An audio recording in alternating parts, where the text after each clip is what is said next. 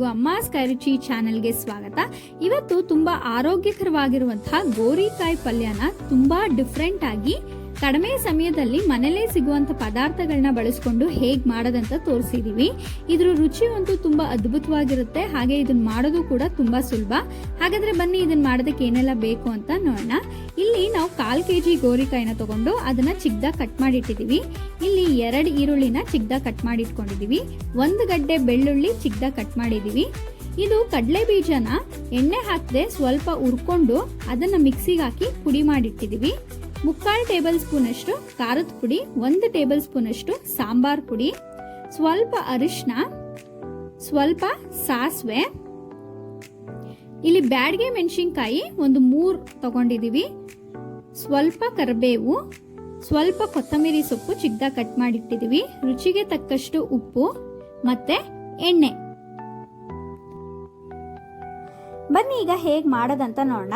ಒಂದು ಪಾತ್ರೆಗೆ ಸ್ವಲ್ಪ ನೀರನ್ನು ಹಾಕಿ ನೀರು ಬಿಸಿ ಆದ್ಮೇಲೆ ಕಟ್ ಮಾಡಿ ಇಟ್ಕೊಂಡಿರೋಂಥ ಗೋರಿಕಾಯಿನೆಲ್ಲ ಹಾಕೊಂಡು ಅದಕ್ಕೆ ಸ್ವಲ್ಪ ಉಪ್ಪನ್ನು ಹಾಕೊಂಡು ಚೆನ್ನಾಗಿ ಗೋರಿಕಾಯಿನ ಬೇಯಿಸ್ಕೊಬೇಕು. ಗೋರಿಕಾಯಿ ಎಲ್ಲ ಮೆತ್ತಗಾಗಬೇಕು, ಆ ರೀತಿಯಾಗಿ ಚೆನ್ನಾಗಿ ಬೇಯಿಸ್ಕೊಬೇಕು ನೀರಲ್ಲಿ.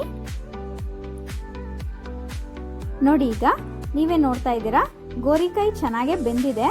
ಇದು ಬೆಂದ ಮೇಲೆ ಅದರಲ್ಲಿರೋ ನೀರನ್ನೆಲ್ಲ ತೆಗೆದಿಟ್ಕೊಂಡು ಗೋರಿಕಾಯಿನ ಸೈಡಲ್ಲಿ ಎತ್ತಿಟ್ಕೊಳ್ಳಿ. ಅದಾದ್ಮೇಲೆ ಒಗ್ಗರಣೆಗೆ ಒಂದು ಬಾಣಲಿಗೆ ಸ್ವಲ್ಪ ಎಣ್ಣೆ ಹಾಕೊಂಡು 4 ರಿಂದ 5 ಟೇಬಲ್ ಸ್ಪೂನ್ ಅಷ್ಟು ಎಣ್ಣೆ ಹಾಕೊಂಡು ಎಣ್ಣೆ ಬಿಸಿ ಆದ್ಮೇಲೆ ಬೆಳ್ಳುಳ್ಳಿ, ಸ್ವಲ್ಪ ಸಾಸಿವೆ, ಬ್ಯಾಡಗೆ ಮೆಣಸಿನಕಾಯಿ 3, ಸ್ವಲ್ಪ ಕರಿಬೇವು, ಸ್ವಲ್ಪ ಈರುಳ್ಳಿ ಹಾಕೊಂಡು ಚೆನ್ನಾಗಿ ಹುರ್ಕೊಬೇಕು.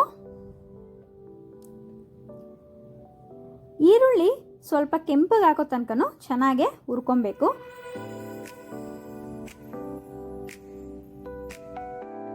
ಈಗ ಈರುಳ್ಳಿ ಚೆನ್ನಾಗಿ ಫ್ರೈ ಆಗಿದೆ.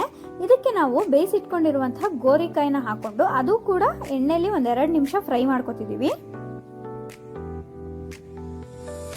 ಇದು ಫ್ರೈ ಆದ್ಮೇಲೆ ಇದಕ್ಕೆ 1 ಟೇಬಲ್ ಸ್ಪೂನ್ ಅಷ್ಟು ಸಾಂಬಾರ್ ಪುಡಿ, 3/4 ಟೇಬಲ್ ಸ್ಪೂನ್ ಅಷ್ಟು ಖಾರದ ಪುಡಿ, ಅದಾದ್ಮೇಲೆ ಸ್ವಲ್ಪ ಅರಿಶಿನ ಹಾಕೊಂಡು ಮಸಾಲೆ ಸ್ವಲ್ಪ ಹಸಿ ವಾಸನೆ ಹೋಗೋ ತನಕ 1-2 ನಿಮಿಷ ಹುರ್ಕೊಳ್ಳಿ.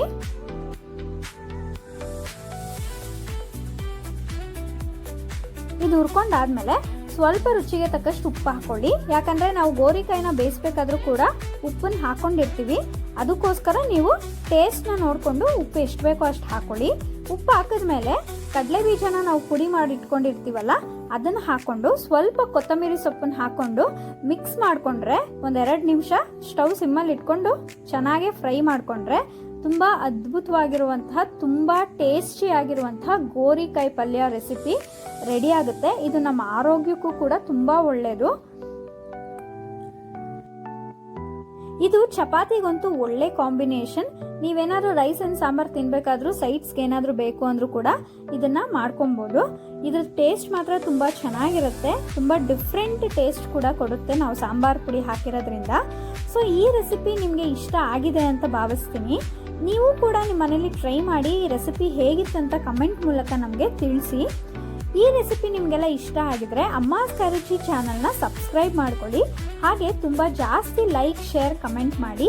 ವಿಡಿಯೋ ನೋಡಿದ್ದಕ್ಕಾಗಿ ಎಲ್ಲರಿಗೂ ಧನ್ಯವಾದಗಳು.